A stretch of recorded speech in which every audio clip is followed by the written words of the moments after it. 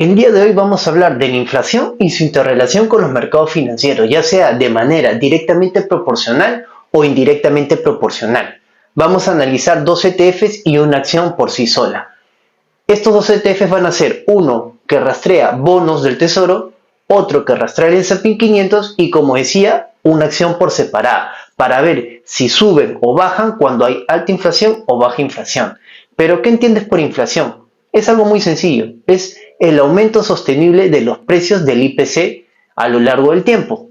¿Pero qué es el IPC? Es el índice de precio al consumidor y estas variables macroeconómicas se dan a través del Banco Central de Reserva de tu país o de la FED de manera mensual. Ya habiéndote dado esta introducción, vayamos a hacer el análisis. Vamos. Bueno, para ya ir empezando con este análisis, vamos primero a enfocarnos en lo que es la inflación, o el IPC, índice de precios al consumidor. Acá podemos ver la inflación histórica del IPC en los Estados Unidos de manera anualizada, desde el año más o menos 1955 hasta el año 2023, que es el último dato que tenemos brindado por la FED. Vamos a enfocarnos desde el año 2014 hasta el año 2023. Acá, en la parte derecha, podemos ver la inflación de cada año. Por ejemplo, 2023 fue 3.35. Pero tú dirás, Camilo, oye, tengo cierta duda. Cuando yo busco información en internet, me bota otro dato en vez de 3.35. No te preocupes, ahorita vamos a explicarlo para que puedas tener los conceptos bastante claros. Si hacemos clic acá, en el año 2023, podemos ver que acá te sale 4.14 y ese puede ser el dato que te va a salir en algunas páginas en vez del 3.35. ¿Por qué hay esa diferencia? Lo que pasa es que este 4.14 está sacando el promedio, como te dice, o la media de todo el año 2023. O sea, todos los datos dados desde el año 2023, enero, hasta diciembre del 2023, que ha sido hace un mes. Pero los datos los han dado a inicios de enero. Entonces, ya habiendo dejado esto claro, creo que ya no vas a tener cierta confusión si es que los datos no coinciden. Ese 3.35, volviendo acá, es el dato que dieron al cerrar el año 2023, diciembre. Es decir, el dato que han dado la primera semana de enero, ya que siempre el IPC del mes lo dan al mes siguiente. Es decir, si vamos a dar datos del IPC del mes de enero, lo van a dar en febrero, porque tiene que finalizar todo ese mes para poder contabilizar la inflación y las variaciones de los precios. Entonces, ya teniendo estos datos, yo ya los apunté acá en mi libreta, vamos a hacer el análisis de los ETFs y de la acción. Vamos. Bueno, para ahí empezar con el primer análisis del ETF, vamos a analizar el BND, que es un ETF que rastrea Vanguard Group, que me parece bastante bueno. Si vemos al lado del portafolio, vamos a ver acá un cubo que está teniendo 9 divisiones y vemos que en la parte de acá hay un naranja que sobresale de los demás. ¿Qué significa esto? Esto es el riesgo de inversión que tú tienes al invertir en este bono BND de Vanguard Group. Cuando dice alto significa que la capacidad o la calidad crediticia es alta, es decir, son muy seguros. Y cuando está acá colocado en el medio, que dice moderado, significa que el riesgo o la variabilidad de tu inversión no se va a ver tan afectado a los cambios de la inflación. Cosa que si hubiera estado en la parte acá derecha, significa que va a variar mucho si es que la inflación también varía. Si esto te genera cierta confusión, oye, ¿por qué los bonos varían mucho? ¿Por qué siguen a la inflación? Es un tema bastante amplio y complejo, pero si tú quieres que hable de ello, déjame en los comentarios porque esto me podría pasar 1 o 2 horas explicando a detalle los bonos que rastrean la inflación, los bonos del tesoro, los tips, etcétera. Si bajamos más acá, vamos a ver la composición de toda esta cartera, o sea, todo el ETF. Vemos acá que casi el 50% lo tiene invertido en bonos gubernamentales, o sea, bonos del tesoro. Casi un 27% en bonos corporativos y los bonos municipales es 0.60. no es muy significativo. Si sumamos los gubernamentales más los corporativos, te da más o menos un 55% más o menos de toda la composición de esta cartera, este ETF del BND. Si vemos acá, vamos a ver el grado crediticio. A mayor grado crediticio, tu inversión va a ser mucho más segura. Por eso está acá en un grado crediticio bastante alto. Es decir, es muy segura la inversión para ti. Para que tú desembolses e inviertes en este ETF que rastrea los bonos. Si vemos acá, el 70.66% de todos los bonos que comprenden esta cartera o este ETF tienen un grado de inversión AAA. ¿Qué significa eso? Que es muy bueno. 3.16 AA, 12.70 A, 13.48 BBB. Si sumamos todo, es casi el 95% que tiene grado de inversión. Pero tú te preguntarás, ¿qué es el grado de inversión? Es la calificación crediticia que tienen estos bonos para que tu inversión esté segura. Para que una inversión sea segura y tenga grado de inversión, tendría que estar por encima del BB o BB+. Es decir, BBB, A, AA, AAA son grado de inversión. B menos significa que no son grado de inversión, igual el BB, porque están por debajo de lo que te acabo de mencionar. Pero si tú ves acá el ETF es prácticamente 0.68, 0.33, 0.44, 1.46, es menos del 5% de todo esto. Si vamos acá al performance, ahí está cargando, vamos a poder ver la evolución de este ETF en los últimos 10 años a nivel gráfico. Ha tenido subidas y ha tenido bajadas. Este 11.79, ¿qué significa? Que si tú hubieras invertido $10,000 en el año 2014, hubieras tenido una rentabilidad ahorita de 11.790. Es decir, hubieras ganado 1,9%. Pero tú dirás, oye Camilo, pero 1,79% no es muy rentable para mí. O sea, no me genera sensación de inversión. Lo que pasa es que los bonos son un medio o una herramienta para proteger tu patrimonio en economías inflacionistas o en deflaciones, que es mucho más grave que una inflación elevada. Y tú lo vas a poder ver acá. Ha tenido sus mayores picos de rentabilidad entre el año 2019 y 2021, hasta el 2022. Y si vemos el análisis de la inflación que vimos anteriormente, el año 2022-2021 tuvieron alta inflación, 7,04 para el 2021 y para el 2022 6,45. Pero tú dirás, oye, pero esos niveles de inflación para el país en latinoamericano donde yo vivo es prácticamente insignificante. Sí, yo lo entiendo. O sea, las economías latinoamericanas tienen alta inflación, pero en los Estados Unidos no es normal eso. Una inflación sana en los Estados Unidos va entre el 2% y el 3%. Tener una inflación del 2021, como lo tenía acá apuntado en mi agenda, de 7,04 y el 2022 6,45 es excesivamente alto. Está por el doble del objetivo de inflación que tienen ellos como economía.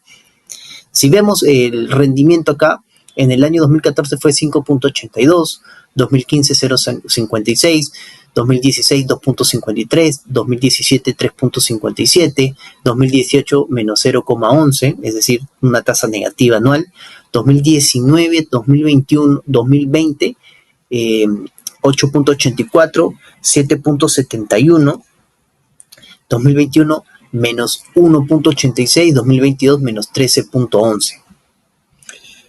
Pero esto básicamente es el precio del ETF. Tú sabes que el bono se basa en el precio y en la tasa de interés, nominal o real, como quieras calcularla.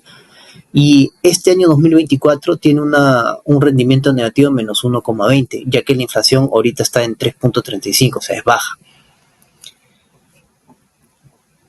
Para hacerte una breve explicación, para ya pasar al otro ETF que rastrea el S&P 500 y no generarte mucha confusión, Eh, Cuando es inversamente proporcional los bonos a la inflación. Cuando tienes inflación alta, los niveles del precio, o sea, el precio, no la tasa de interés que paga el bono, va a bajar.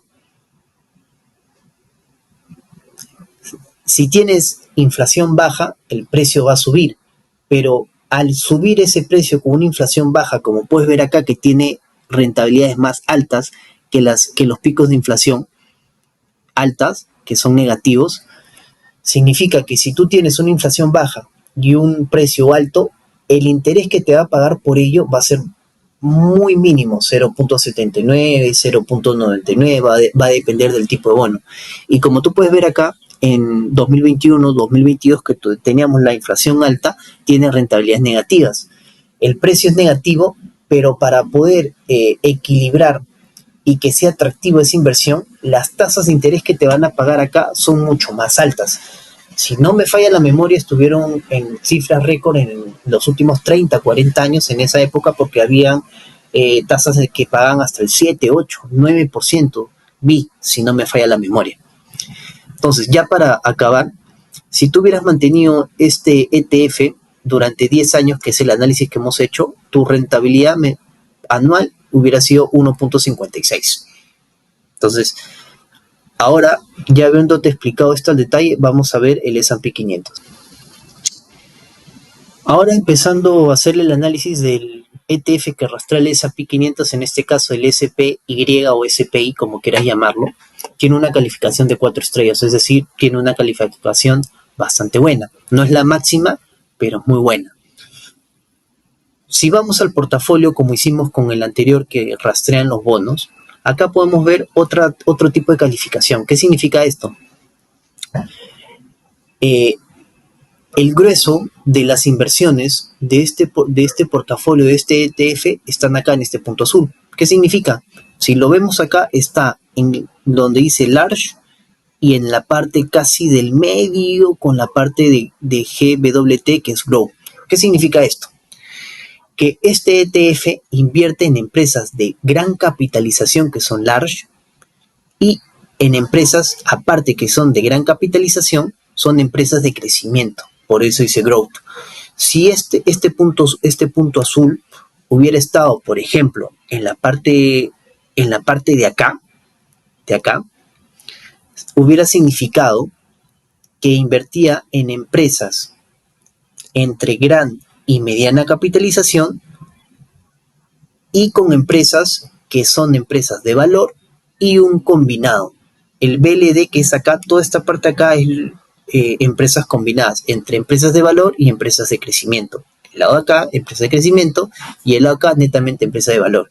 El lado de acá, empresas de gran capitalización, acá mediana capitalización y acá pequeña capitalización. Creo que ya quedó bastante claro esta explicación de este cuadro. Ahora, si vemos este ETF, en qué invierte, en qué sectores, podemos ver acá el detalle.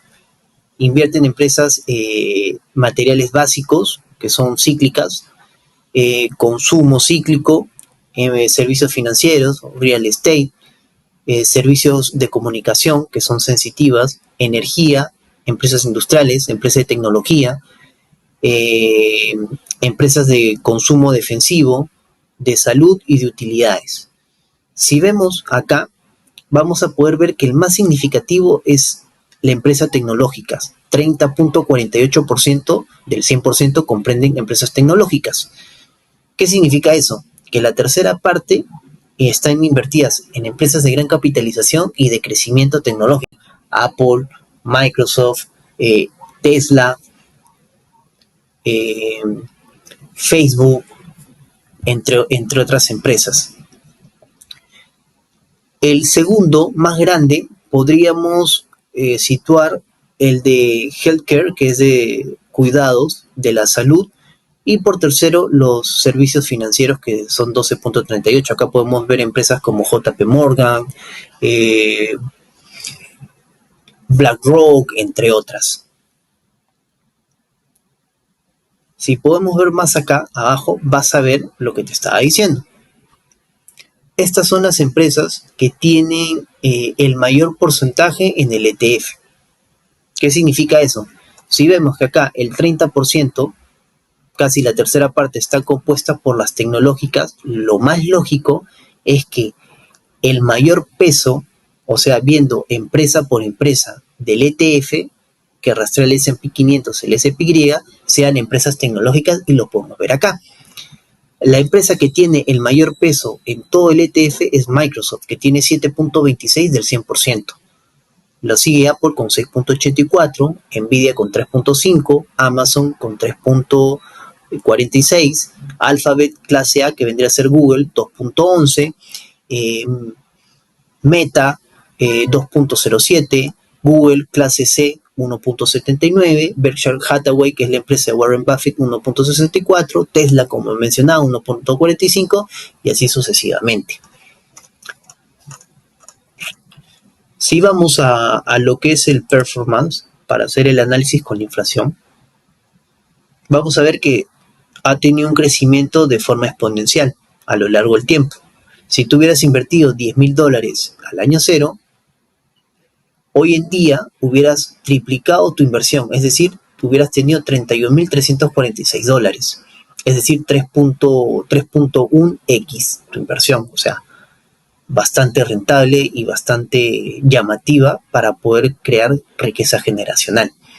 Si vemos acá los precios o las rentabilidades anuales, tenemos 13.46, 1.25, 12, 21.70, menos 4.56, 31.22, 18.37, 28.75, menos 18.17, 26.19, y hoy día, al corte, tiene una rentabilidad del 1.50, es decir, todo lo que va desde el 1 al 20 de enero ha tenido una rentabilidad del 1.5.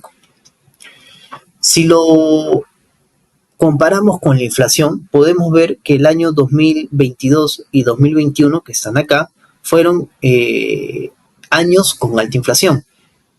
El año 2021 fue algo atípico, que había alta inflación, pasó todo lo que ya sabemos del encierro y todo lo demás, pero hubo una particularidad, que Wall Street no cayó en ese entonces. Seguía creciendo y lo podemos ver acá, tenía picos igual, pero el año 2022 sí tuvo una caída del menos 18,17, y ahí sí podemos sacar una interrelación con una economía de alta inflación, en este caso 6.45, más del doble del ratio promedio o el ratio objetivo para Estados Unidos como economía. Entonces, si acá tenemos rentabilidades altas en momentos de baja inflación, porque por ejemplo el 2014 tuvo una inflación del 0,76, es una de las más bajas, y ha tenido una rentabilidad del 13,46. 2018 fue un año típico, menos 4,56, pero el 2018 tuvo una inflación de 1,91. Acá tendríamos que hacer un análisis a más detalle de qué otras variables macroeconómicas hubieron. Podría haber sido un exceso de impresión de dinero M2, donde inyectas al mercado, y por lo cual podría haber generado esta caída por exceso de dinero, la gente estaba comprando, etc. Hay muchas variables para analizar. Pero básicamente podemos concluir que el S&P 500 en este ETF, que es el SPY o el SPI, cuando son momentos de baja inflación, ha tenido rentabilidades altas, 21, 12, 4,56, 31, 18. Y cuando ha habido momentos de alta inflación, como en el 2022 que tuvo 6,45, ha tenido un rendimiento negativo menos 18,17. Entonces, otro análisis que podemos decir que en los últimos 10 años ha tenido 8 años positivos y 2 años negativos, que han sido 2022 por el tema del encierro, y 2018 menos 4,56. Haciendo un análisis un poco más excesivo, podríamos haber dicho, ok, esta caída fue significativa y acá no, porque podemos asumir, dando teorías, que en el 2021, como todavía seguía la impresión de dinero y las economías todavía estaban a punto de cerrarse, ha tenido el S&P 500 picos altos. Ya el 2022, con una recesión económica a nivel global, el dinero se hacía más caro, no habían trabajo, la gente empezó a perder, hubo una recesión y acá sí hubo una caída en el S&P 500. Y eso lo podemos ver, si gustan, a detalle. Si quieren que hagamos un análisis de estos 2 años y la rentabilidad del S&P 500, como lo dije anteriormente con los bonos, me pueden poner en los comentarios y yo puedo hacer un video especialmente de esto.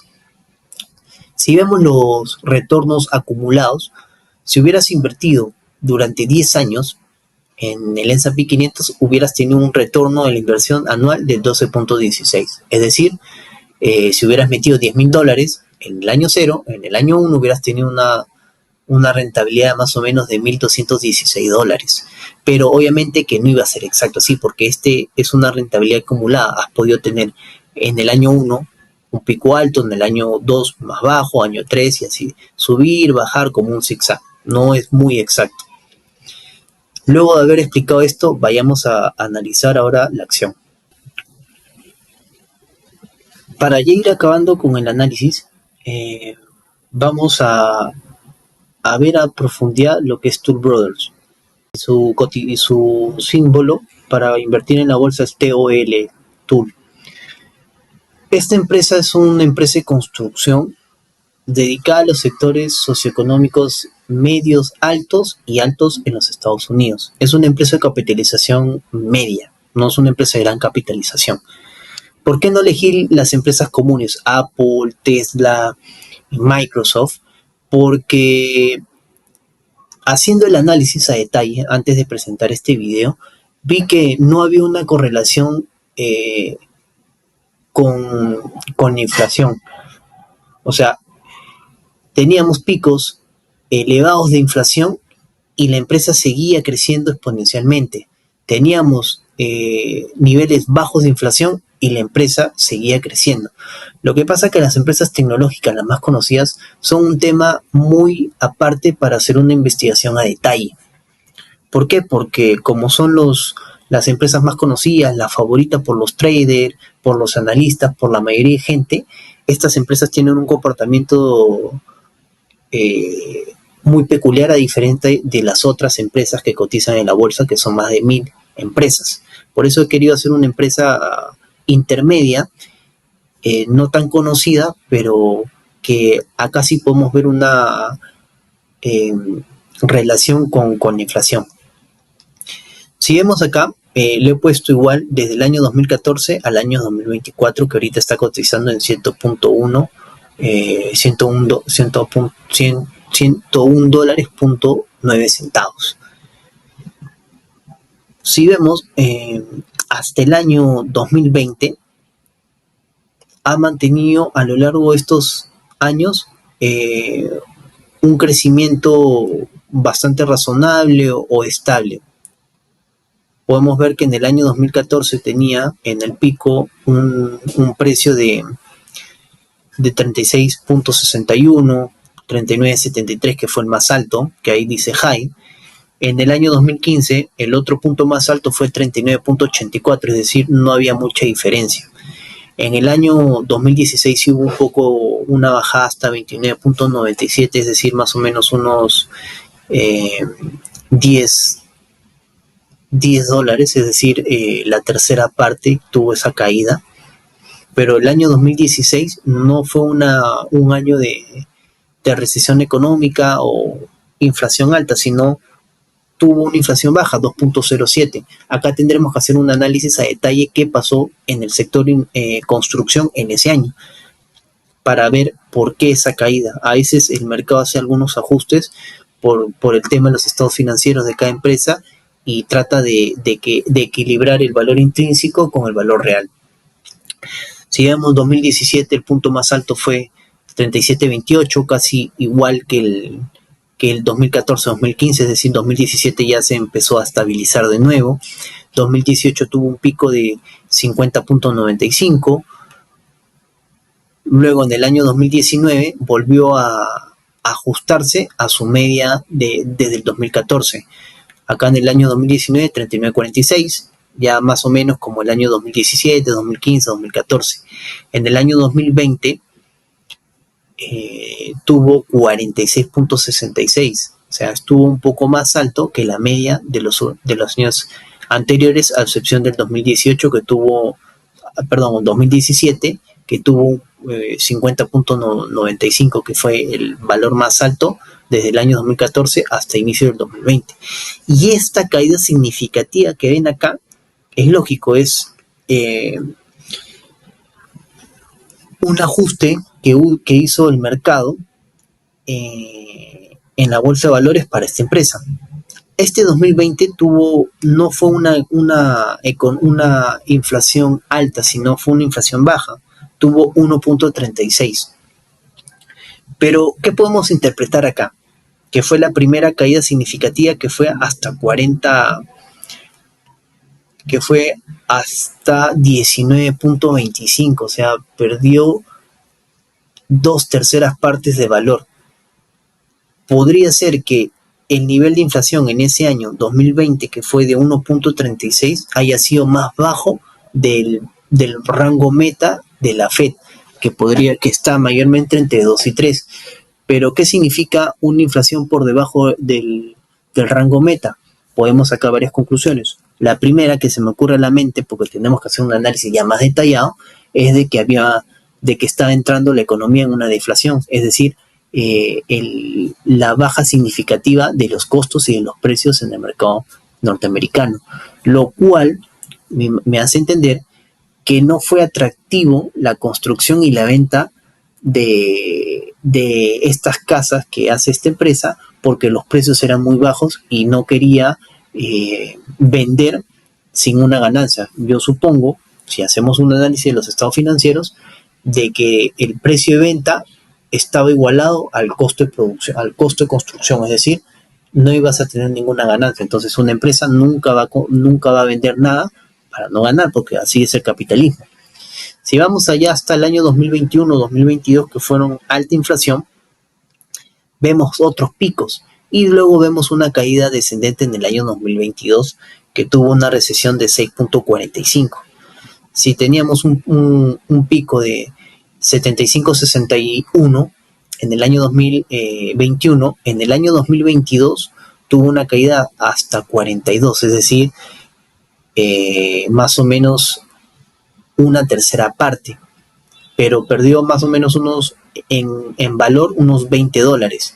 Y si lo comparamos acá, estas 2/3 partes, que tú dirás, oye, pero perdió 2/3 partes acá, es una caída más o menos de unos también $20. Y este es acá, si bien es cierto, pierdes un tercio más o menos de valor, pero pierdes igual $20 más o menos de acción, que vendría a ser la misma caída acá, porque pueden comparar que la caída ha sido más o menos el mismo tamaño. Y esto se entiende porque fue un momento de alta inflación en los Estados Unidos de 6.45. Y si lo vemos con el ETF que analizamos, el S&P 500, tuvo en el año 2022 un rendimiento negativo de menos 18.75. Entonces, ¿qué podemos decir? Que los bonos son un excelente medio para protegerte de recesiones económicas, altas inflaciones, y el S&P 500 y las acciones comunes son rentables en momentos de baja inflación. En algunas excepciones, alta inflación como el año 2021, pero fueron casos anómalos por el exceso de impresión de dinero, pero ya hizo la corrección, como hemos podido ver, el S&P 500 y la empresa en el año 2022 con una caída significativa del $20, que fue casi lo mismo acá, y el S&P 500 menos 18.75. Entonces, mi consejo es, si van a empezar a invertir en bolsa de valores, hagan un mix de su cartera para poder soportar recesiones, deflaciones, o también beneficiarse también de la inflación baja y el crecimiento exponencial de la bolsa de valores, para que a lo largo del tiempo, o sea, inversiones generacionales, como vengo diciendo en el canal, mediano a largo plazo, generes riqueza, para que tú se lo puedas dejar a tus hijos, a tus padres, o tú puedas lograr la tan ansiada libertad financiera. Si te gustó esta información, sígueme en redes sociales, YouTube, TikTok, Instagram, para que puedas seguir teniendo contenido de valor. Chau, chau.